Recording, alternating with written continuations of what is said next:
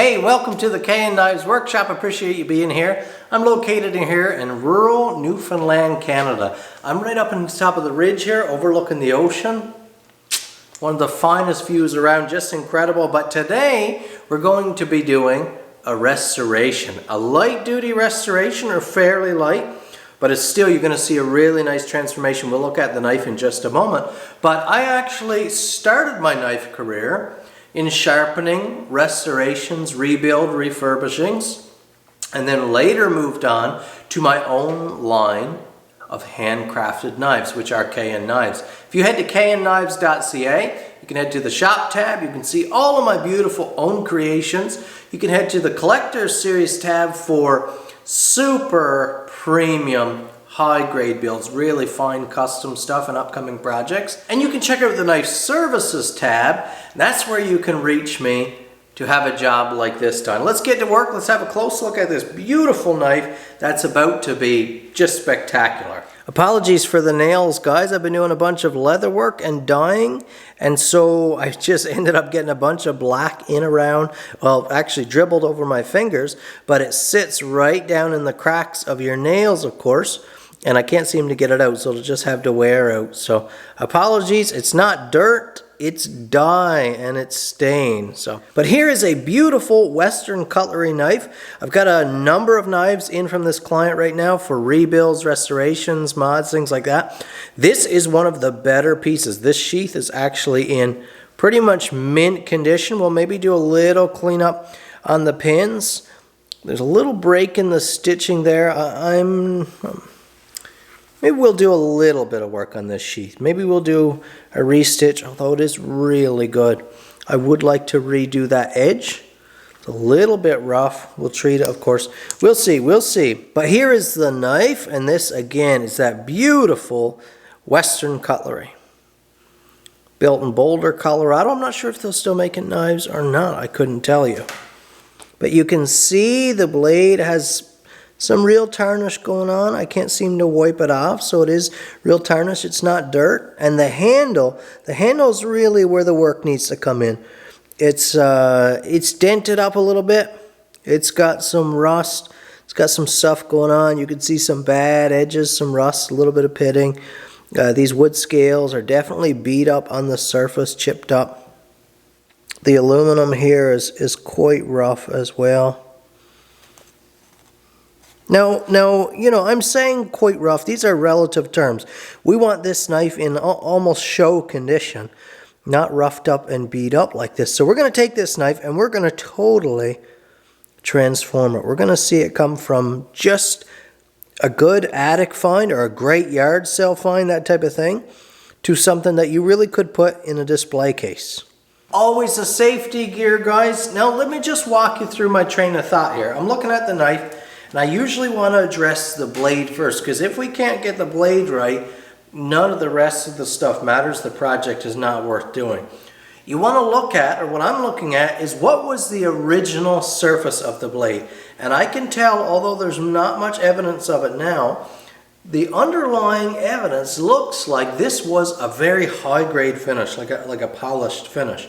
So I don't want to get on my wire wheel, because that will leave a bunch of striations. If the blade was already more of a standard low-grade finish with a heavy striation, I could go on the wire wheel and work at carving, and it's a lot more aggressive. I don't want to introduce all those scratches if I don't have to at this point. If I can't get the blade back to any type of polish, I'll probably go there and we'll start stripping that finish and we'll have to rebuild it. But I'd like to start on a good, solid spiral sewn buffing wheel. Again, I won't start with like a coarse burlap or anything right now, because I don't want to introduce a bunch of scratches if I don't have to. We'll start with a nice spiral sewn, a good fine compound. See if we can take off most of that tarnish. Maybe even clean out some of the pits on this thing. So for reference, here is the blade finish. And again, you can see what I'm talking about. You can see that those hints of polish there. At this point, I've gotten so used to the mouse, I don't even like hearing the buffing machine running anymore.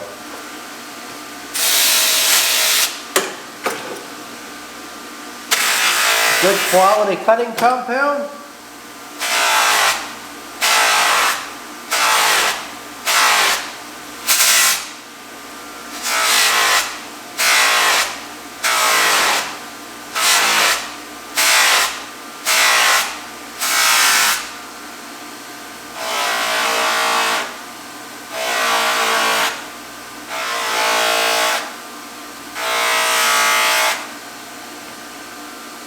Oh yeah, yeah.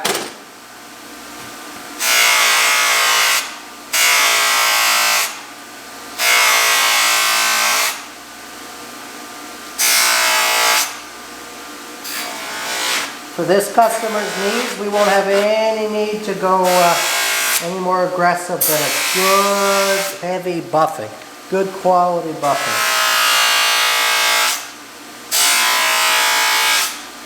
Remember guys, to let your buffing compound do the work. Don't be working away until you've got no compound, you've just got fiber there. You're just putting a bunch of wear on your machine, wearing out your wheels, and introducing more heat than you had to on the project by not using enough compound.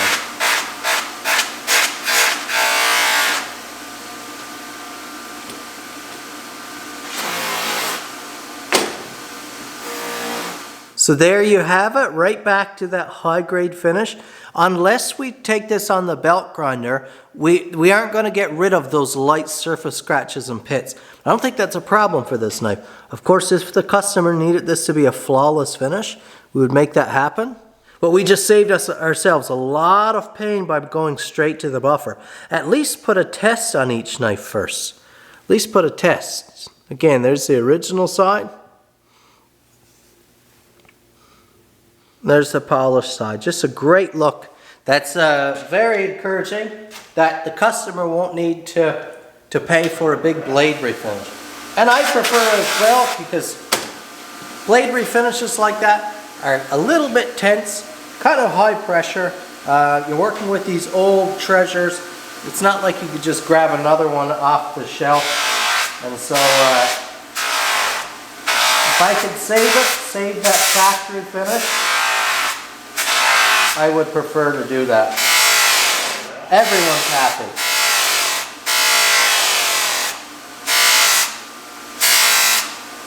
When I don't have to do something, when there's part of the project I can cut out and save the customer some money, that doesn't hurt me at all. I'm a happy man to do that if I can brighten the customer's day. Isn't that lovely? Lovely, lovely. No edge going on yet. We're going to forget about the blade for right now, and we're going to protect it because now we're going into the belt grinder. We're going to strip the surface off of this handle. And if you aren't competent on a knife grinder, you aren't competent working with these old blades, I would suggest you use files and sandpaper. You can't go back. That's the thing, that's the pressure here. You can't go back if you destroy one of these pieces. The damage is done, the knife is done. And how do you break that news to a customer? So we're in my grinding room right now. I'm going to remove my table, I don't need that. Knife grinders are built to be very modular. Things move around a lot, so you can put attachments and things on it. And one of the things that can move out of the way is my platen. Some people have commented, why don't you put some handles or something on there so you don't have to use a wrench each time? It's because I don't want anything more in my way. Platen's removed. That means we can go to a slack belt. It's a partially worn 120 grit, and this is a scalloped belt. Notice it doesn't have hard edges. This means this belt will not cut an edge or a groove into the product. It needs a soft edge for blending. Really, really nice for work like this. Again, just a reminder of the condition of this knife. So, although these slack belts are just aluminum oxide grinding, so fairly soft grit particle, it still will cut away at steel. Not like a ceramic belt. That's okay, we want to be delicate. We want to be delicate with this old handle. We're going to strip off. This handle will get marginally smaller. It's the only way to do this. And we're going to strip off all these years of tarnish and finish. But of course, you've got to be careful that you don't take off too much material. I know just what the belt will do. I know how it'll react with aluminum, how it'll react with the brass, what it'll do to the wood. So there's a really delicate process here.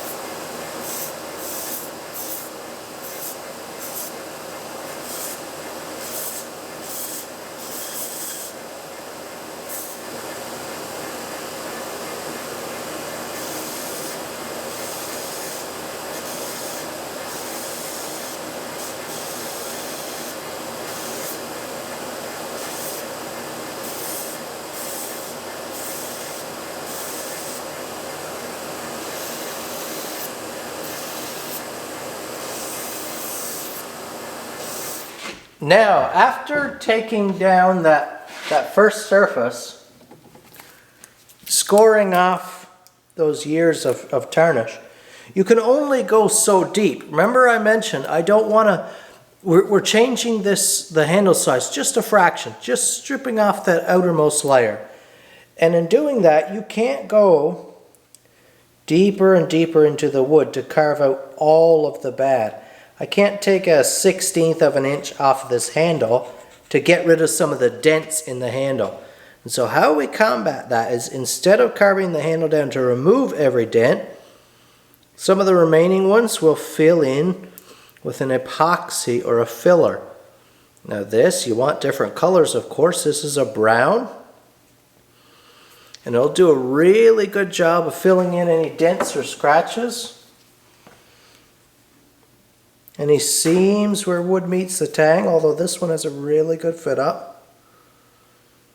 Around those brass pins, a little bit ugly, so we're just treating that. So we want this to buff out to pretty much a perfect finish when we're done. You'll still see those light cracks, very mildly, but you'll still see them. We use an activator now, so we don't have to set this project aside overnight or anything. This will cure by the time I walk back into the grinder. Cyanoacrylate, CA glue, some people call it. It's just, for my line of work, has been honestly a game changer. It has changed the workflow. Amazing.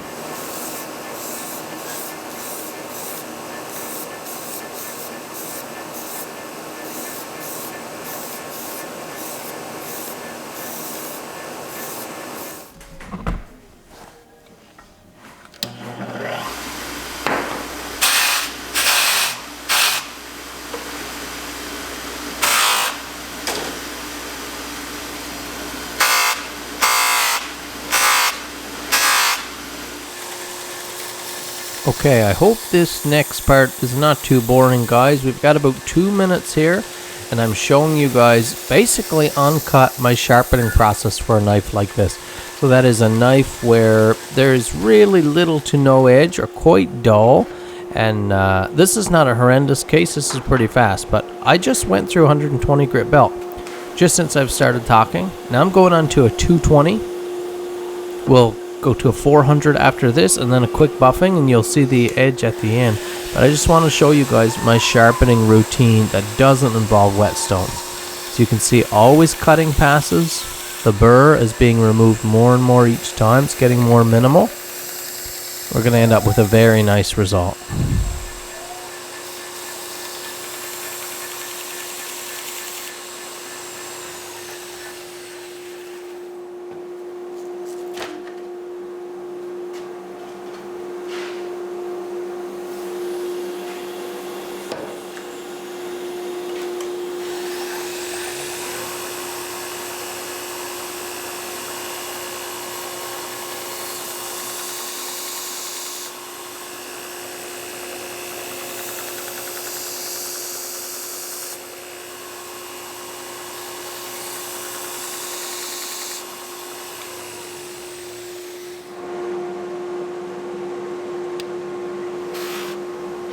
How'd it come out then about me getting in?